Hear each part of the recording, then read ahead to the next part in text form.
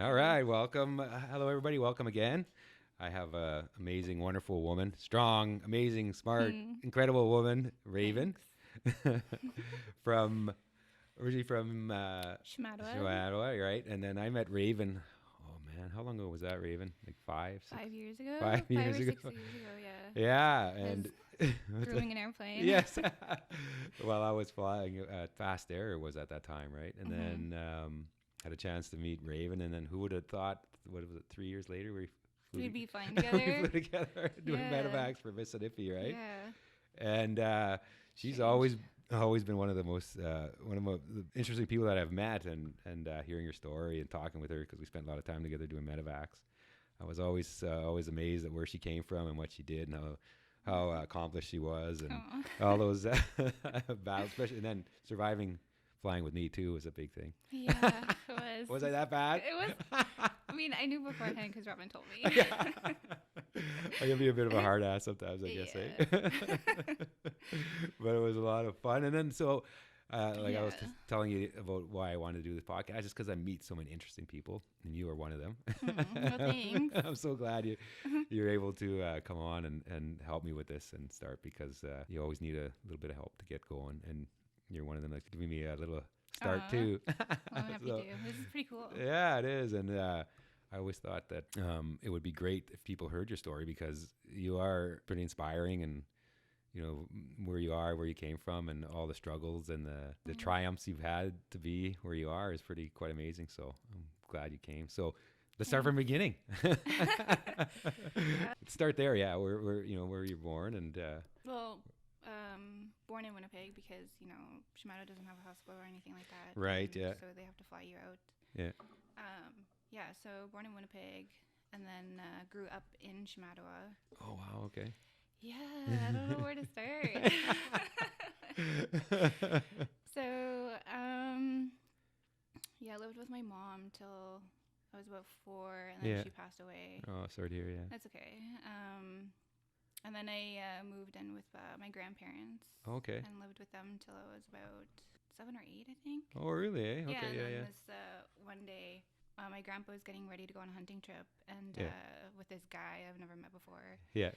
And so it's just like helping them get ready for their hunting trip, pack the sugar and all that stuff. And I know. Just helping them pack. And so, this guy kind of hung around with my dad for a while, my grandpa for a while. And I guess got to know him. My family really liked him. Yeah. And so his wife, he was with the RCMP. Mm-hmm. And his wife, I got introduced to her through my granny. She was working at the post office at the time. So initially she worked at the post office. But I just remember meeting her, and I was 7. And like, you don't really meet people from outside of town. Yeah, really. That's right, yeah. And so I just remember meeting her, and I was like, oh, this lady's so weird. No. But then she invited me and my cousin Pauline to go visit her. Yeah. So, started visiting, and then I just eventually slept over, and then so that's how I guess I got adopted eventually. Oh, you did, eh? Oh, yeah. Wow. So how long were you guys there, after you got adopted until you moved from Shamattawa? Did you stay there? So with the RCMP, usually you are stationed at a place for about 2 years. Yeah. But they asked for an extension, so they stayed for another 2 years on top of that. Oh, wow. Yeah. That's awesome. Yeah, and they really liked it there. Yeah. Mm-hmm. Yeah, I've been to Shamattawa quite a few times, actually, doing a lot of my flying, and it's actually one of the most isolated reserves in Manitoba, for sure. Yeah. But it's you got a lot of amazing scenery, beautiful people. So pretty. I love the boating. Yeah. Super pretty. So then, so you left Shamattawa when then? I think about 10. Oh, okay, yeah. I was about 10 years old when we left Shamattawa. So you started doing the RCMP. Yeah, and then we went up to all the different. Yeah, we went up to Pond Inlet and Nunavut first for 3 years. Oh, you were up in Nunavut. Up in Pond Inlet. It was the scenery. Oh my God, incredible! Yeah. We did so many cool things, like camping out on the floe edge for 2 weeks at a time, and seeing narwhals first thing in the morning with your coffee, and polar bears in the distance. And, I don't know, it is beautiful up there, eh? Isn't it? Yeah. I had a chance. Yeah, I had a chance to work up there too, and stay in Rankin with Skyward and Comair, and we used to do. I used to go seal hunting with some of the guys there that worked in the cargo shed and stuff. Mm-hmm. Oh yeah, it's amazing. Yeah. Freaking cold in the winter though, but but beautiful people. Yeah. Rankin is so cold. It is. It's like the coldest place I've ever lived in. I know. Yeah. Always amazed me is when those guys came out to load the airplane, or it'd be minus 40. I'd be in like my big snow goose jacket, and those guys would just like walk out with like a baseball cap and a. Yeah, they're like, I don't know, it's just really casual. Yeah, like, yeah. No big deal. Yeah, exactly. It's really crazy. Yeah. Did you like finish high school there, or did you? So I went up to Pond Inlet. I guess I was going into grade 5, but I did grade 5 for about 2 weeks, and then they put me into grade 6. Ooh, smarty pants. Yeah. They put me into grade 6, and I remember it was so difficult because I didn't know the basics for like the math. Yeah, yeah. And I think that was the most difficult part for me, was like the transition into math. And anyways, I struggled for a while, but yeah. So yeah, we spent 3 years in Pond Inlet. Then we went to Grease Fjord. Oh, no way. Yeah, Grease Fjord, Nunavut is the most northern community in Canada. Oh, it is. Yeah. That's yeah, right. and at the time there was like 110 people when we moved there. 110 only. There's 110 people there. Yeah, so like every Christmas you spend, Christmas with the whole community in the gym, and you just have a feast together. Wow. Yeah. I've been to one of those feasts. It's pretty amazing though, eh? Because they have all the raw. Yeah. Like the caribou and the whales, the muskox. Yeah, it's pretty neat. It's pretty amazing. Yeah, the lifestyle is incredible. Yeah, it is. I always loved it there too. So you finished high school there, and then you went. So 2 years in grade 2, and then went over to Cambridge Bay. Okay. And then I finished high school in Cambridge Bay. Initially, like I was always interested in aviation because at a young age I got medevaced. I think when I was 7. Oh, what for? For my appendix. It was a false alarm, but I got medevaced anyway. And my dad went with me, and I just that was my first experience like in a plane, and I just remember. You remember really cool. that? Yeah. Wow. Yeah. And then did you get your appendix taken out? No. Okay. No, I didn't. No, I still have it. Oh, yeah. Mine's gone. I actually got medevaced at a Cross Lake for that. Oh, really? Yeah, my appendix burst, and then I went to got surgery out in Thompson, so I got a scar. Stuff. I know. Yeah. So that's how you got interested in aviation. Interested in aviation, yeah, and then just seeing all the medevacs coming into Shamattawa, and I remember this one time. I was really young, maybe 6 or something. Yeah. But I remember there's a power outage in the community. Right. But a medevac needed to come in, but we couldn't turn the runway lights on. It was winter. So everybody brought in their snowmobiles and lined up on the runway. No way. Yeah, for the airplane to come in. I just thought it was so cool how the community came in just to came together.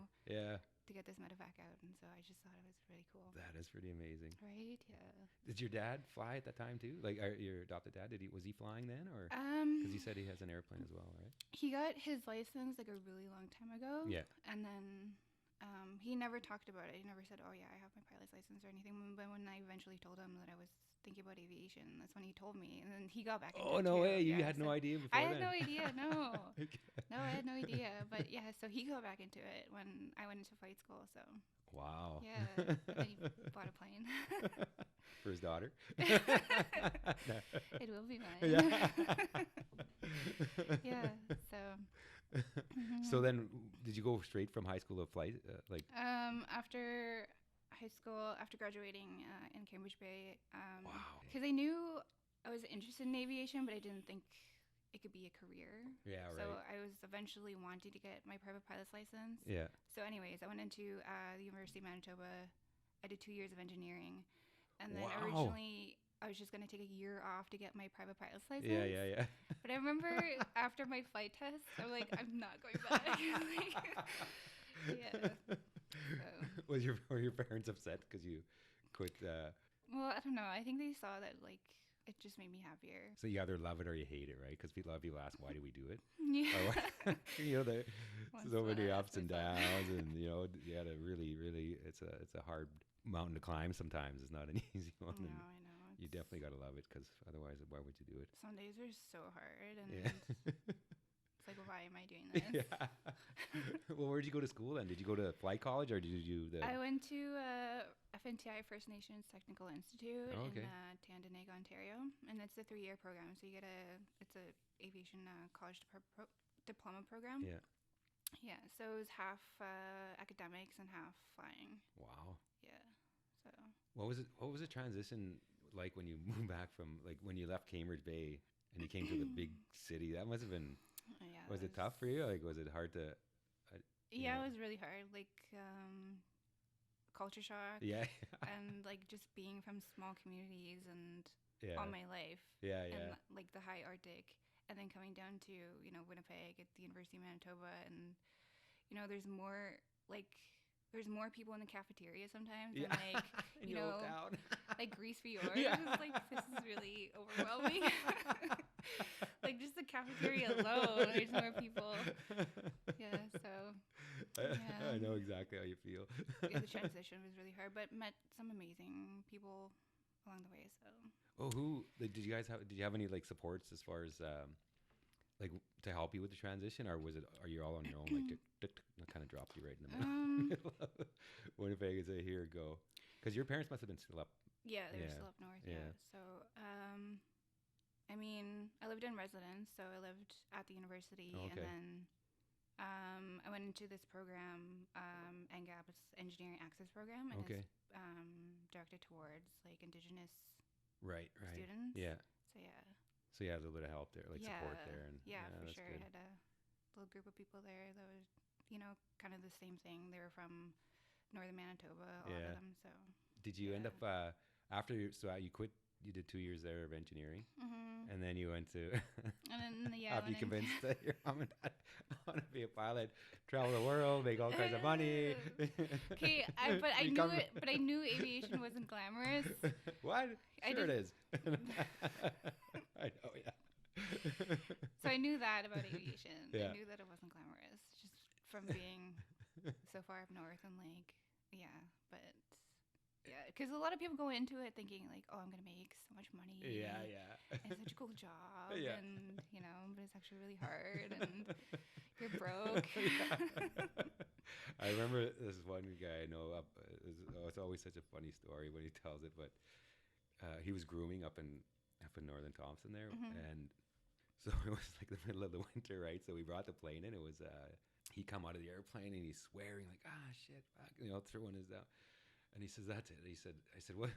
I was doing maintenance at the time. I'm like, hey, what's wrong? He said, man, he said, I don't know what I can do. I said, what? He said, I just realized, he said, I spent $60,000 to get my pilot's license. And here I am, it's minus 40, using a chisel to scrape shit off somebody in the bathroom. It froze. So oh my God. Chiseling shit in the middle. And he said, this is my life, So there are differences. Oh my God. It's not what people think sometimes. I know, it's crazy. And like, I kind of went through the same thing when I was grooming at Fast Air. Like, you're grooming all these planes, and also like, you're dealing with the laboratory. Yes, yeah.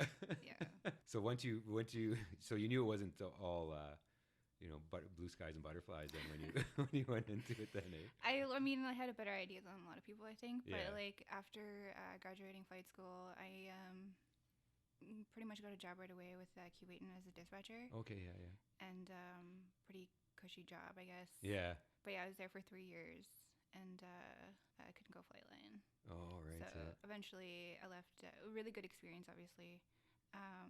But after I left Kuwaitan, and then I went over to Fast Air. Yeah. And somebody told me that I'd be on the ground for about 2 months, a couple months, the most. Yeah. So I did a couple months, and then I did a few months, and then I did 8 months. Yeah. It's like, okay, I can't do this anymore.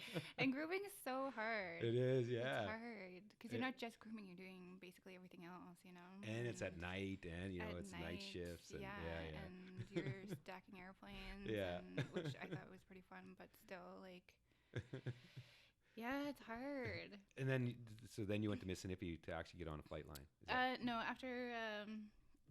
Okay, so after like 3 years on the ground with Kuwaitan, and then 8 months with Fast Air, I kind of just like.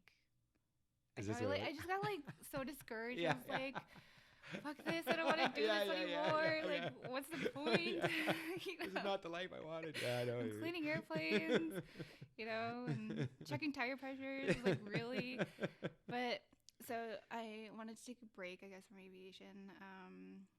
But how long ago was that? Just so people know, like, because it's not about like 3.5 years ago. Right, yeah, because it was a little more difficult to go flight line back then, right? Yeah. Yeah, not like it was. Well, I guess it's changed now. Like Yeah, not like it was yeah. in January where you could get a job right at flight school and go flying. Yeah, like people I know like have left flight school with 250 hours and then they fly with like First Air. Like Yeah, how does yeah, that it wasn't happen? like that. No, I know, but yeah. So I quit at Fast Air, and then it was probably a good 9, 10 months that I left aviation, and then I went into. I want to get back like into aviation, Yeah, so I got yeah. my flight instructor rating just to kind of get my foot into the door. But, yeah, okay, yeah, So yeah. I did that at WM Aero in Peterborough, Ontario, and completed in 4 months. And then Wow. so I came back to Manitoba, and about a week later, Robin messages me and says, "Hey, so our chief pilot's looking for a crew. Yeah, yeah. Send your resume in." So I did, and then got a job pretty much right away. And that's when you start flying, Yeah, like that's when I actual started flying. flying. Yeah, it was incredible because like, because I finished flight school like 4 years prior to that, and Yeah. I just did my instructor rating. But like, I was not competing, but there were other first officers, right out of flight school, so Yeah. they're fresh on their IFR, they're Yes. fresh on their multi-engine, they're fresh on everything, right? I'm Yeah. like, how am I supposed to compete with these Yeah. guys? I know. Yeah. So, but yeah, it's good. I remember one story you told me where someone told you should quit because you might not. Oh yeah, That yeah. was such an amazing story that you didn't listen. That was in flight school. It pissed me off so much because this was in flight school, and I think Yeah. this is my. I don't remember if this is my first or second year. Right. So either my PPL or my CPL year, and obviously the other students are Indigenous as well. Right. And English is our second language, Mm-hmm. and so it's a fact that like if you're ESL and you don't do as well on like multiple choice. That's true. Yeah. True. Yeah. So that and this one other girl, she was feeling really discouraged because obviously we could know the material like really well, Yeah. but when you take the actual exam, It's hard. Yeah.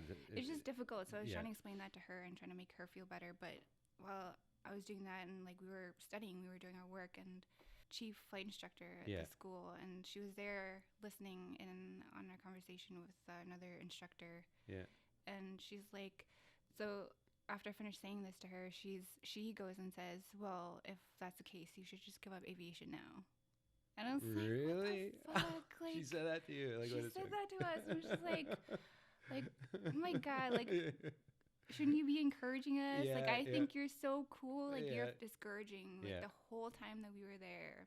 And so I think, I don't know, right from the get-go, it was just like, I don't know. Yeah.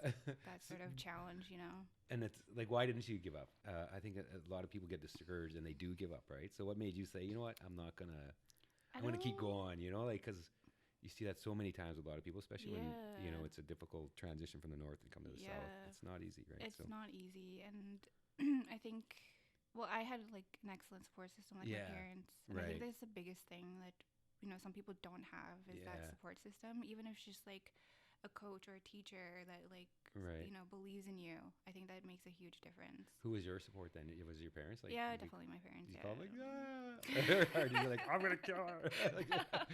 No, it's just someone that actually like believes in you. Yeah, and, yeah. Well, and everybody or some people don't, and Yeah. and a lot of days, like if somebody doesn't believe in you, I don't know, and someone like in that position, you want to listen to them. It's Exactly. like, maybe, yeah. like I can't do this. Like, what am I doing here? Yeah. Yeah. But no, I don't know. I kept going. Good for you. No, and it's good to see because a lot of people, when they see someone, oh, look, she's a pilot. It wasn't easy to get there. It was a lot of work. It was a lot of effort, a lot of challenges, a lot of, you got to take a first step to climb a mountain, right? So, and it's a lot of first steps and probably falling and getting back up again and going again, So many. Yeah. Yeah. How do you like it right away? Like, was it what you thought? Were you living the dream, as they say, flying around? And once you actually got in the plane? Once I actually got on the plane, it was unreal. Yeah. It was unreal, and getting paid to do that was the biggest thing for me. But yeah, it's definitely not just the flying part that, that you're doing. You know, Yeah. you're obviously doing a whole bunch of other things too. You know, you're the fuel handler, you're the Yes, baggage yeah. handler, you're, you know, everything else. You're making sure all the passengers are comfortable. Yeah. And, yeah. So, You're and trying to keep your captain part happy. doctor. And Part doctor lifting up. I know. Yeah. So you have to juggle a whole bunch of things. And Who was the best captain you ever flew with? you. Is that the right answer? Yeah, that's a perfect answer. I'm just kidding. So, how long were you right seat before you actually went on your own, got your own ship? About a year and a half. Yeah, see, that's pretty fast too. That's pretty. I remember when you called and said, "Oh, they want me to go into Navajo," and you were kind of like, yeah. and I was like, I "Go for it, do it." You I only had about 800 hours. Yeah. Which I was like, I'm not doing it.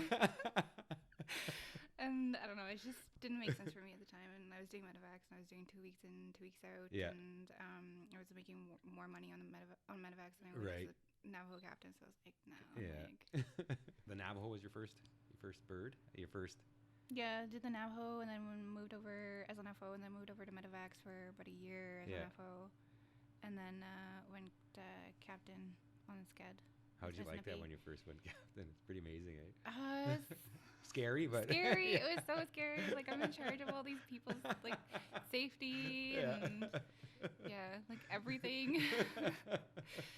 It's a huge learning curve. It is for huge, sure. yeah. Like you think you could be ready, and it's just I don't know. There's always something. But anyways, yeah, it was a really good learning experience, and So I always knew you'd do well, like once you had your own, like because you always think outside the box sometimes, and you need to do that when you're up, especially up in the north, right? There's yeah, so many different things that happen, and so many crazy people you meet, and yeah. so For it's. sure.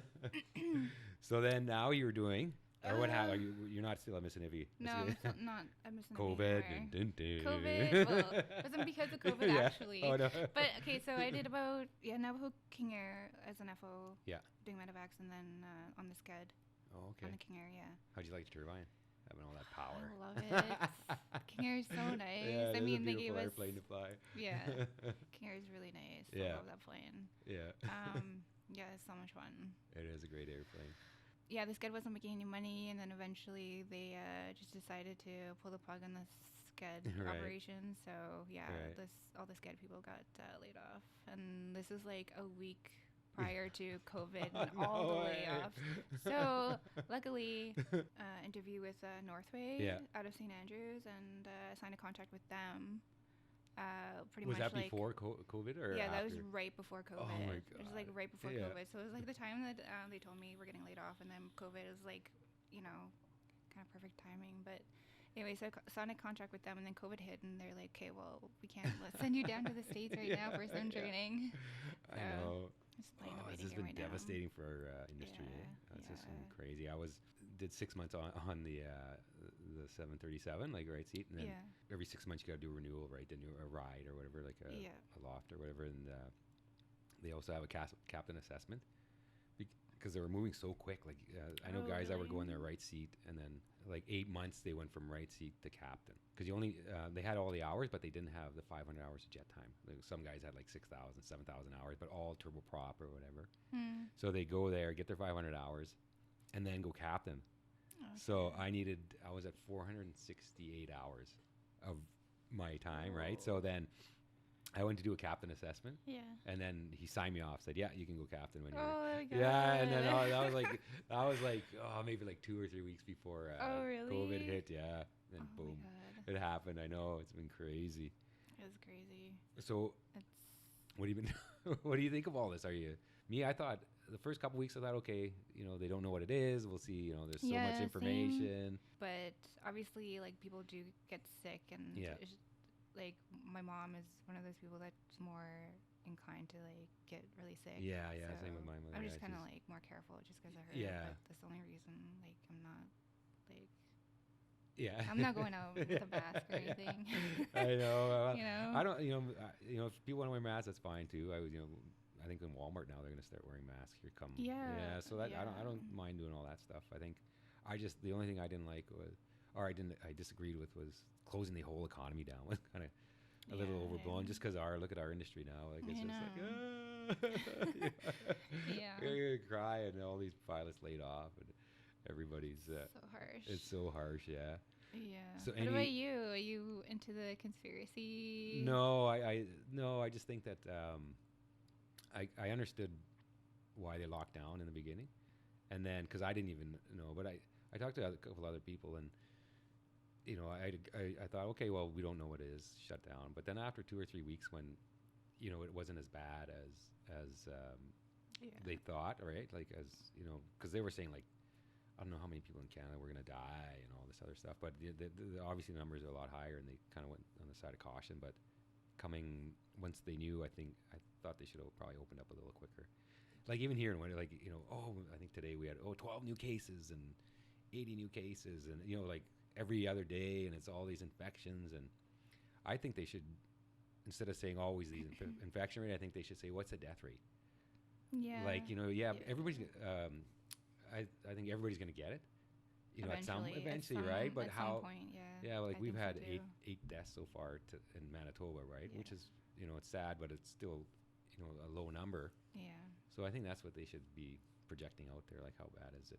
I went to was it Indonesia or something in November? Like I came back in November, and I was sick so bad for like 4 days. In November? In November last year, I was so sick. I what really made me think about, like, I had no taste and smell for like 2 days, really? and I never had that before, right? And in my throat, and I was like, it's just the flu. It's just the flu.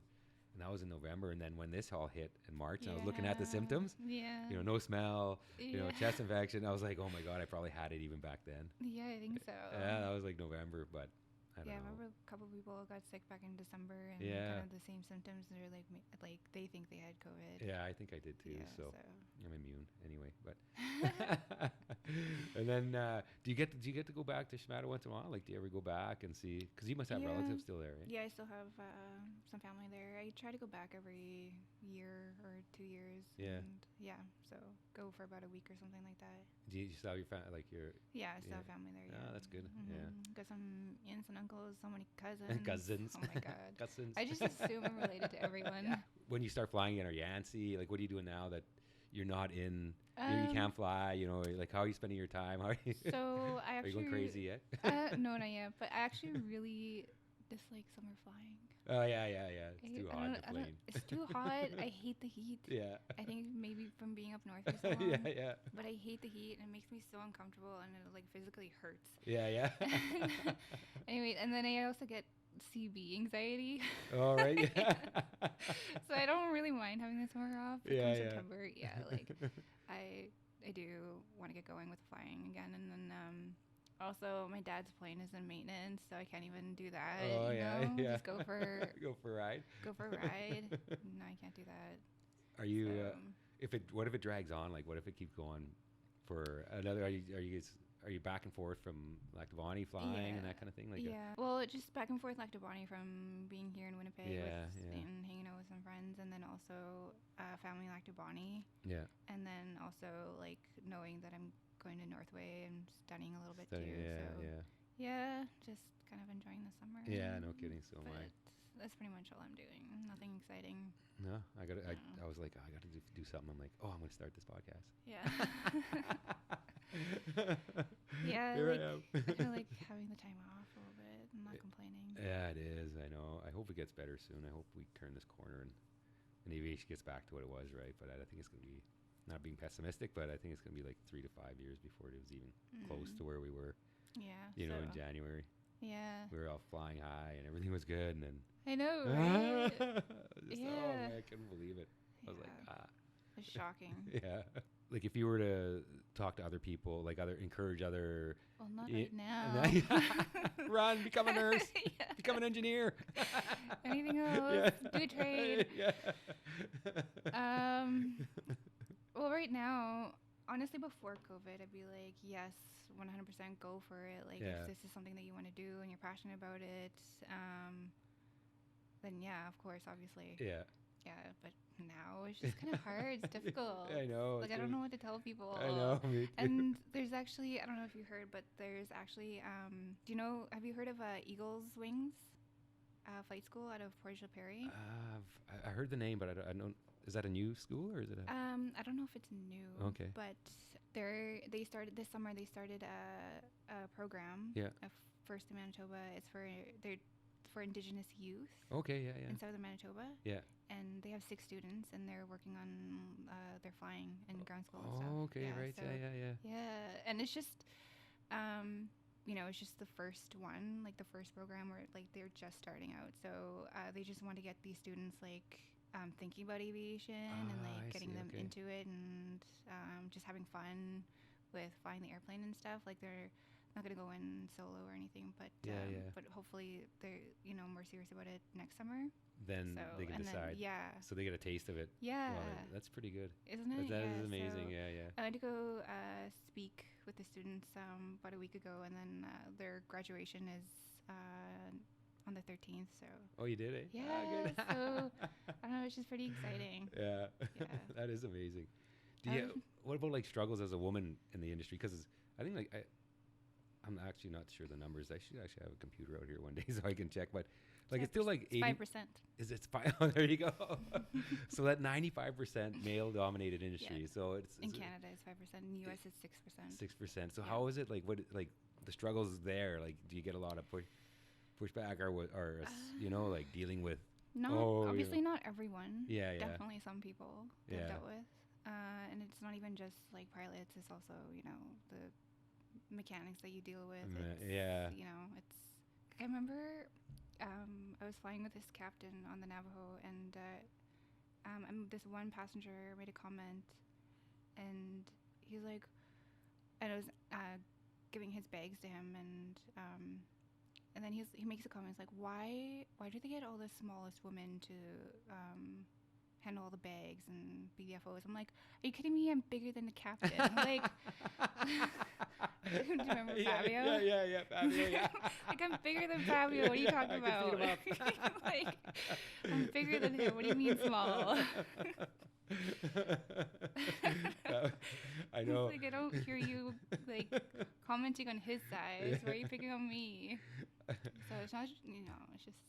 Well, because like I said, I told you, my daughter she's doing her commercial now, and and I know it's gonna be tough for her. Like as far same thing coming into a male-dominated industry, and having those kind of other barriers that she might not have otherwise, right? Especially, I didn't know it was 6%. Wow, that's yeah. And then initially, like when I got first into the industry, like going into Q8, and everybody is telling you, keep your head down and just do like what everybody tells you to do, and don't make anyone feel uncomfortable. But, and like that's pretty much the advice that everyone gives somebody that's new. And it's like, to me, it's like, I don't know. Eventually, I'm just like, I don't really care. I have experience in the industry, and I'm just like, I don't know, like, I think I'm nice. And I'm professional. I'm punctual. I'm all of these things. But like, if I don't know, now if somebody said something to me, and I just like wouldn't have any problems like speaking up and just standing for myself, and I'll also stand up for other people too in the industry. So no, that's good. That's awesome. So I just hope that other females like kind of feel the same way and just stand up for yourself, and just I don't know, just it pisses me off sometimes like the mentality. Like, are men really that intimidated by females? Sometimes I'm scared. So. No, I was lucky because I got to fly with you. I got to fly with Robin, and she worked with me for like 2 years. And I had a couple other good pilots like Eliza, and I always found they were actually the best pilots. Way more common sense, forward thinking than us guys. So I think. But I'm glad you're with only 6%. You're like pushing you guys are opening new ground and still pushing the barrier in a lot of ways, which is great, right? And especially some people may not understand or know, but being Aboriginal is also Indigenous. It is harder too. Like you're a woman, you're Indigenous. That's another barrier in a lot of places, right? So it's not. Yeah, they get so many comments about being Indigenous, and like I remember the first time I was working as a dispatcher at Q8, and we had all our planes flying. Everyone's flying, like Baffin region was flying, Killick region was flying, and my plane in Churchill was flying. So I had nothing, and we had all these medevacs that need to go out, So I had to call Mississippi Yeah. and get them to do a few medevacs for us. Yeah. Anyways, so this one medevac was a rank in Winnipeg. And the captain FO come into the office while they're waiting for their nurse to come back from the health center. Yeah. And so the captain was asking questions like, oh, like, are you a pilot and where are you from? So I told him we're from Shamattawa. He's like, oh, are you going to shank me? No Like, way. are you kidding me? Like, I don't even know you. Like, are you serious? Should have shanked him. That's good. It was just like, this is so ridiculous. So I got that one, and then another pilot said, they found out I was from Shamattawa. I was like, oh, escaping Shamattawa is like escaping Guantanamo Bay. Oh, that's brutal. Oh my I mean, God. that one was a little funny. Yeah. But just, comments like that. Yeah. And I remember, Robin told me one too. Robin, when she found out that she was going to be flying with me, Yeah. she told someone, and they're like, oh, well, like, are your passengers okay with that? No way. Yeah. That's good. Yeah, so. Oh, that's so brutal. I know. But it used to bug me before, but now it's like, yeah. I'm from Shamattawa. Yeah. Take that. Yeah. Yeah, I know. It is hard, right? It is not easy, and it's. No, I think a lot of people easy. don't understand that, right? No, and then people just already they automatically think you're a certain type of person Yeah, just yeah. you're female and you're from Shamattawa. Yeah. And they just automatically have like this idea of you. Yeah, they judge you before they even know you. Yeah, for sure. Yeah. It's a good and bad thing, I guess. A lot of because I was like my mother Aboriginal and my dad Irish, so and sometimes it's funny, like a lot of times I fly and people they look at me, half of them think I'm Spanish, half of them think East Indian or I get so many comments like I can be anything, Inuit. Some people even said I was Inuit, and but so they don't know, right? And then a few times I would get people would start making comments, like especially when you're going to a lot of places up north, and they'd make a comment about Indigenous and that, not knowing that I was, right? Yeah, and then so you really kind of see the underlying thought process, right? And then and then I'd say, well, I'm from Gross Lake. They're like, oh, sorry about that. So I didn't mean to say all those comments I made. But then you already know what they're like, and it's hard. It's not easy. Shit, and yeah. I remember this one lady, she talked shit about Shamattawa. Yeah. And then I was like, well, I'm from Shamattawa. And she already flew with me. Yeah. She's like, oh, but you're normal. Yeah, like, you're different. Yeah. It's not okay to say that to people. Like, who taught you? Yeah.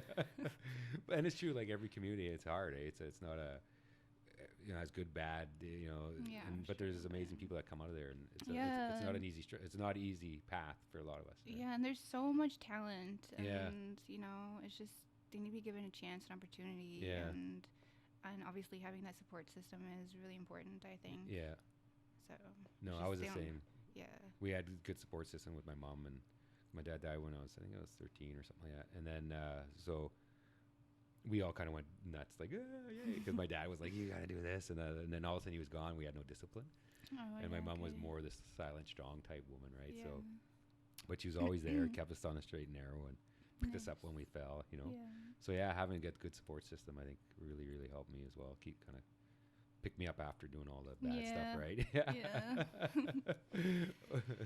So, no, I totally understand. What do you think should be different as far as, and if we're getting too deep, we can in the rabbit hole. But like, what kind of supports do you think they need? Like when they come out of, like, say someone else coming out of Shamattawa who wants to do something and that they don't have that, like, we had their parents kind of help us through, like, that good support. It's just hard. I don't know. And I always wondered too. I was like, what can because a lot of times they come and they last 2 or 3, 4 months and then they go back, right? Because they get so discouraged and. Yeah, they get so discouraged, and then also it's just like a completely different way of life. Yes. And then trying to experience all these new things that they don't get up north. So, overwhelming. I'm not. Yeah, it's overwhelming, and I don't really know. Like, there's so much that, like, I guess maybe having a mentor. Yeah, mentor program or something. A mentor, mentor program, I think would help a lot of people. And just to kind of help stay grounded. Yeah. I think that was the biggest thing for me. And get out of not getting hooked up with the wrong because when I came here, I was like, ooh, beer free, like I 'cause I know, was driving, right? so I did all that stuff, drinking and as a young, because and it Freedom. took freedom. So so it's easy to get hooked up in that and get pulled a different direction, right? Which, but I think just asking people for help, because and just finding someone, because even engineering, when I first came to Winnipeg, there was a lot of support systems there. I just didn't know it at the time, I think. Right. Yeah. Yeah, I didn't really realize it, and I was so young too. I was 16 when I went to University of Manitoba, and oh my God, you're so smart. well, no, I was 16 when I graduated high school, and then I turned 17 that summer, and then I went to university. Yeah, you graduated high school at 16? Yeah. Yeah. Look at you. I was like 20, I think. Yeah, I was the first one to graduate high school in my family. No way. Yeah. Oh, congratulations. Yeah, and remember what I told you? I was doing that grade 12 speech in Shamattawa about a year ago. I remember. year. Yeah, I was so proud of you when you're going up there. That's I such was a great honestly thing. so proud of them, because Shamattawa never really offered grade 12. Yeah. It went up to grade 10. Yeah. And then if you wanted to finish your education, grade 12, then you would have to leave and go to Thompson or go to Winnipeg. Yeah. And it's just hard. It's so hard, yeah. So when I heard they were offering grade 12 and doing grade 12, I was just so stoked and excited and so proud. Yeah. I don't even know them, but I'm so proud of them. That is amazing, and it's something to be very proud and of. it was it's because you're 18, right? No, you're so. No, I'm not 18. Okay, but do you mind if I ask how I just turned 30. So yeah, you're 30, but can you imagine? A lot of people don't understand that. Like, I've been first person or family. Like, there was no that's a big deal in a lot of these communities, right? Like, even to graduate. Yeah. Yeah. Well, I remember. I don't know if you probably never knew him, but Fabian Miles, he came from Shamattawa. Yeah. And I used to work with him at Pumichimac Air Service, so I remember him. I think he was like the first pilot out of Shamattawa at the time. First pilot out of Shamattawa. Yeah. For sure, yeah. But it's amazing there's still those firsts, and you were a first only like 12 years ago.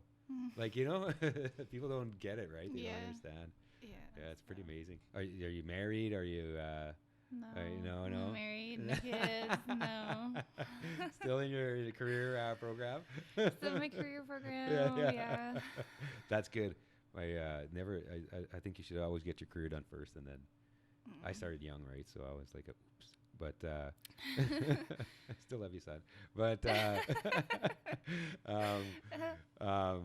always tell him too. I said, and my daughter, don't get married or do nothing until you're at least 30 plus. Then think of that kind of stuff.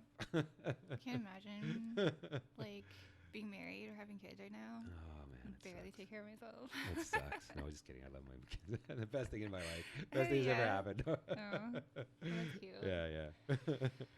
But I guess we'll end it here. And okay. thank you so much. This was fun. I want you to come again. We do this every month, catch up, see what's going on. Okay. Get some real hard topics down too. Okay. Sounds good. Yeah, that sounds that'd be great. All right. Thanks a lot. Thank you. And this was Raven Beardy, everybody. If you see her on the street, say hi. Bye. Okay, bye. That's fun.